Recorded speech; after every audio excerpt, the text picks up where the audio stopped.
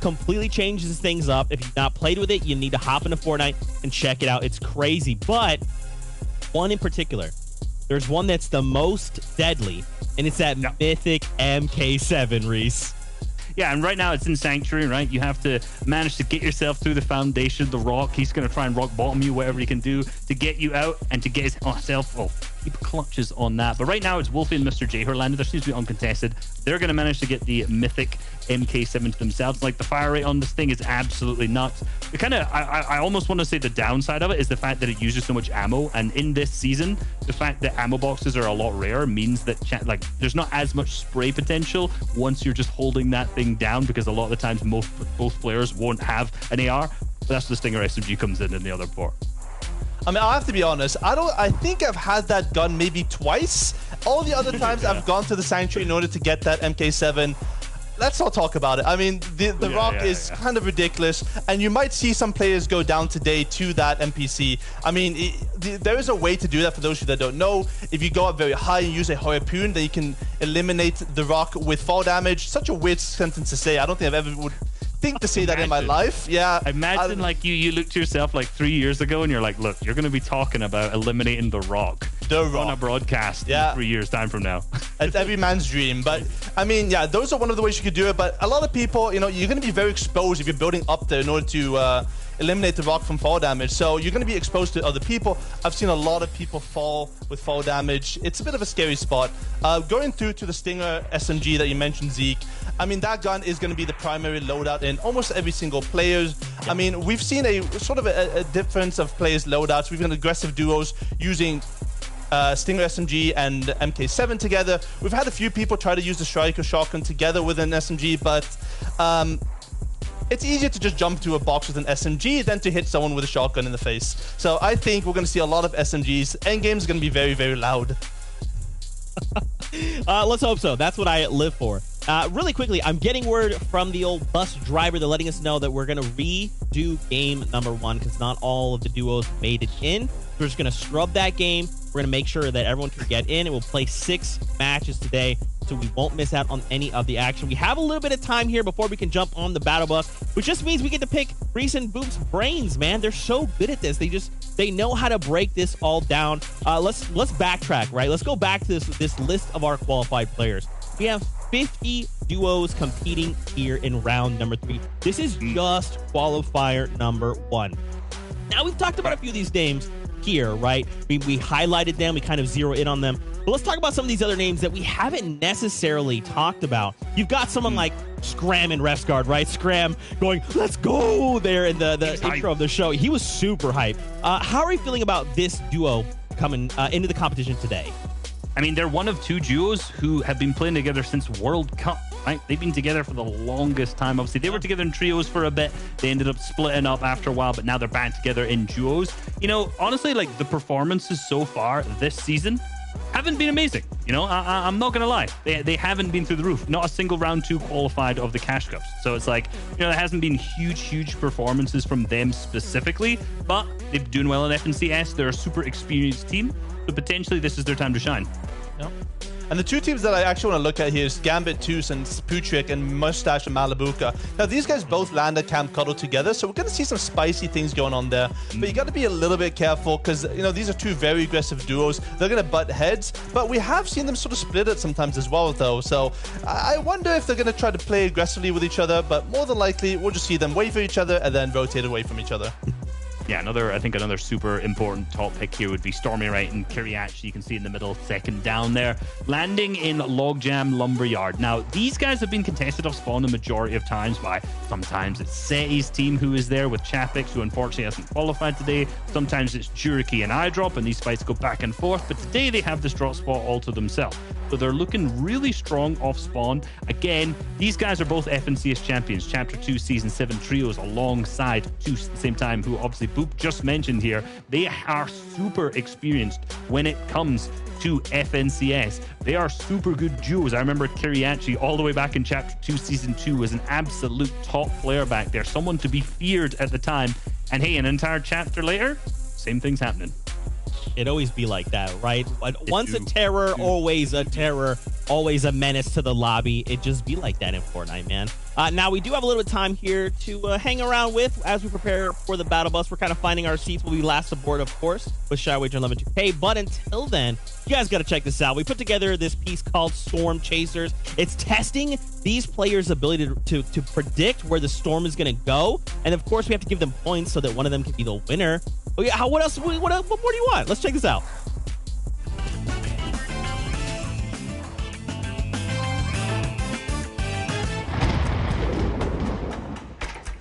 Okay. A bit left to sleepy sound. Yeah, it's good like that. On the mountain, like top of Shifty. Like that, yeah. I'm going like the hill above Shifty, a bit left of that.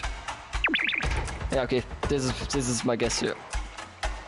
On the road above Shifty Shafts Mountain. Like on the road above, like between the mansion. Yeah, up there.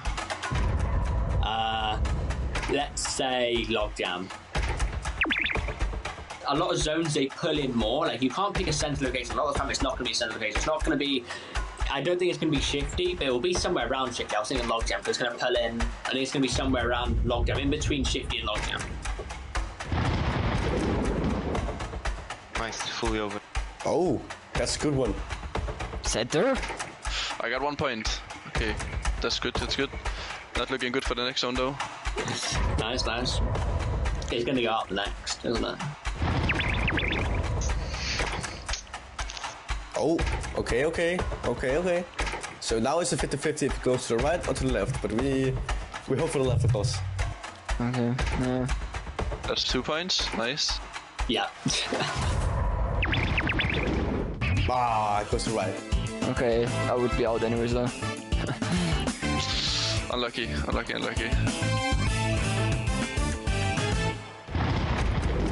Okay. So, a bit right to the lake south side.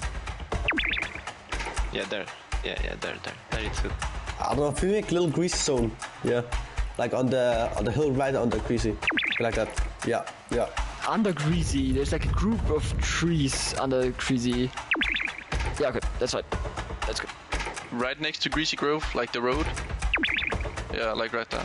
I would say tilted or rocky reels, but I've been shown up last one picking tilted, so I'll pick rocky reels. Go on the bridge in between. Yeah, that.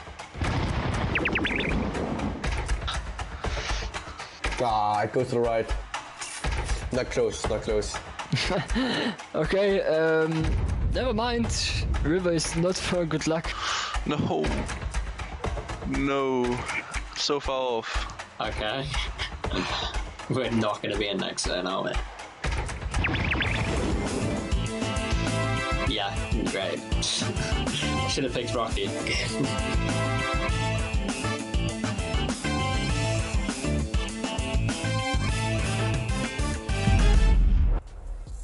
There you have it. Their ability to predict the storms, pretty dang good. And of course, I was going to say the opposite. All right, okay. I was trying to be nice about it, Reese. Come on, man. Look, we're sitting here in the back. We got them all wrong anyway. So, we're just I didn't even try. I was like, you know what? There's no way. I would have already been eliminated. I would have touched on the ground, opened one chest, and already been eliminated. It just happens that way. You hate to see it, but it'd be what it be. Fortnite fam, if you're just tuning in and you're like, what's going on here? Shouldn't we be in game number 1?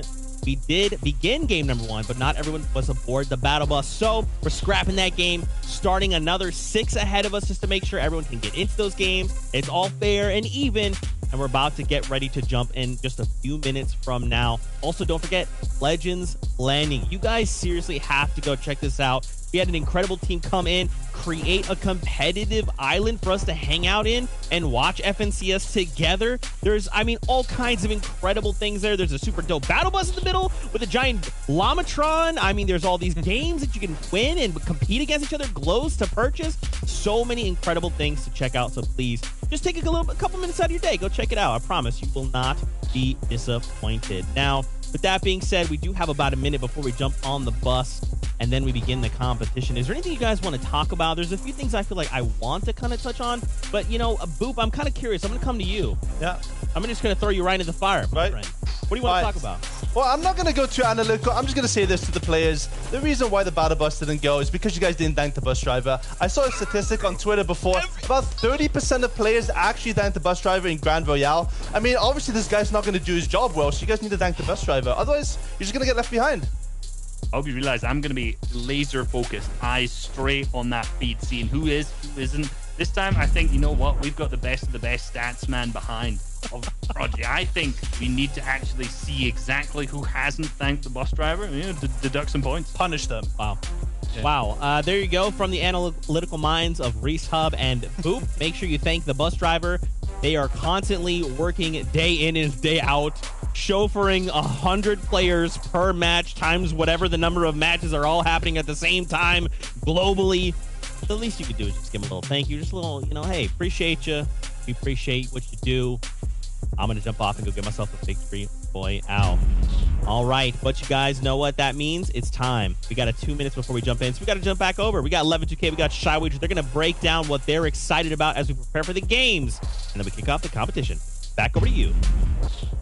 Thanks so much, Zeke, Reese, and Boop. That was some encyclopedic knowledge, a bookshelf worth of just facts there, Levin. That's like impressive, first of all, to hold it down like that. And now we're kind of getting into it. The issue I have, Levin, right now is I'm too excited. I don't know how to calm down. Game 1 of 6, and it's not even, off the bus yet.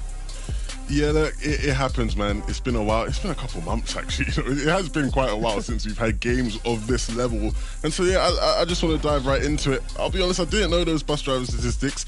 I just don't thank the bus driver. Look, that's his job, mate. What? I'm sorry. Look, I'm that guy. I'm not thanking the bus driver. I mean, I guess that's why I win more games than you, and that's just how it goes. You got to be polite to make sure you get a delightful win at the end of the day. But puns aside, that game number 1, we talked about the importance a little bit of it right before, the last time we were on Screen 11. Having a good start, how much does that mean to a player's mental? You've scrimmed with some of these players in the past. How does the vibe, kind of change up?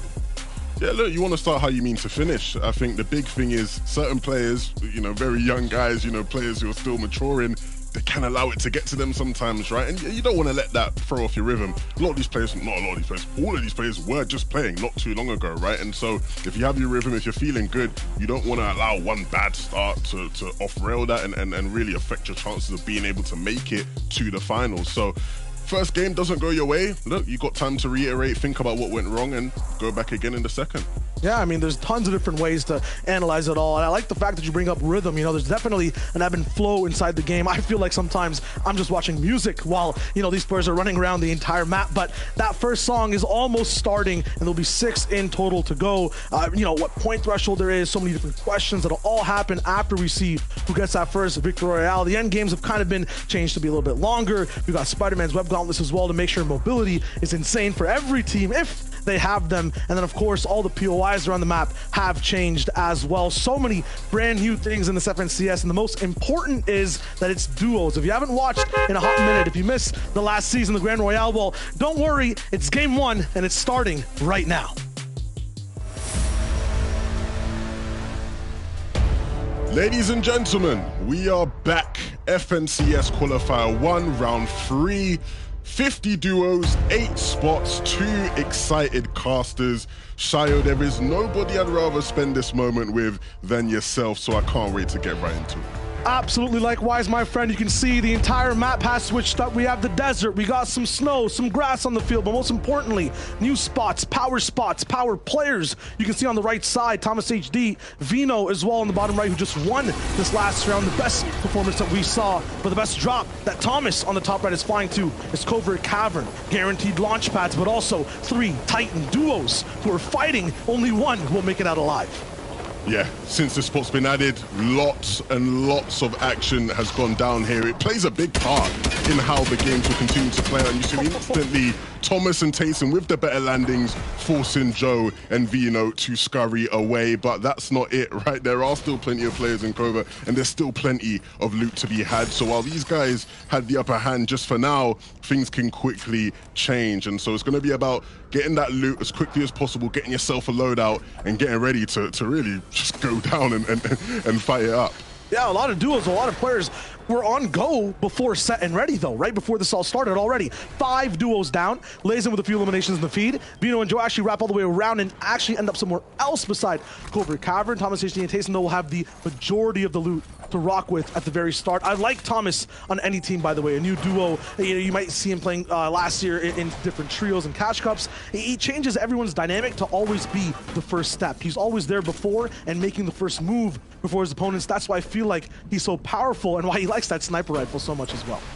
Yeah, it's been a long time in terms of Tayson in this duo, right, where he's had to sort of lead someone with him, and who better to lead than Thomas, right? You know, you give this guy an inch and he will take a mile, and so with the vault also available to them, right, even if you aren't the team actually at Covert that initially gets the key card and opens the vault, there's so much loot in there that duos will just roll in afterwards, and it's going to be, you know, really, really easy for you to find yourself a cheeky amount of shields and loot as well. So really, really nice so far. Pink actually going to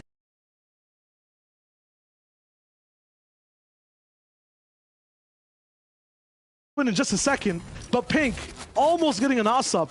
Thomas HD did not have a line of sight on Pink right there. He shot a tree behind him. Some trees actually fall down like logs and end up doing damage, displacing enemies. And because of this awesome lumberjack type action, Pink has now gone into a completely different game. He was about to be with a teammate up, ready to loot again. One chop of a tree, one block, and now he's just gone. Yeah, and I'll be real to you, Pink. It's not great. If you want to be able to call a spot Pink split, you got to really, you know, be able to put in the work there. He takes down Snazy there, which is obviously going to be nice, but wasn't able to get his teammate Anas up. There will still be time to do that in this lobby, but initially here, Pink and Anas not getting off to the brightest of starts. Thomas and Taysom, though, they're looking really good, just racking up all the show possible as well. Chuck Splashes, if you guys have been keeping up with the content that Fortnite Competitive has been putting out, you will know that splashes have kind of spread around the entire map now. It's not just Slurpee and a few set POIs that have them. It's the majority of the map now that can kind of benefit from the free metal, from the free shield as well. And as a result, every player has a lot more minis to work with, and they need the extra boost. A lot of the time, Levin, if you were watching round 2, these games end up with 40 alive in like the second last zone still. Like it's going crazy. No one wants to go down. It seems like people are fighting for their life, and it's just the quals. Look, people understand what's on the line, right? An opportunity to play in that finals is huge, and so making it through those games was tough. You know, some players might even find that these games are a bit easier than those, if anything, with just how intense those got. So, look, we'll see how these games sort of stack up in terms of players left alive as we get to those later zones. But yeah, round 2 was really, really difficult. Yeah, let's specify the line, though. What do these players need to do? What are they shooting for?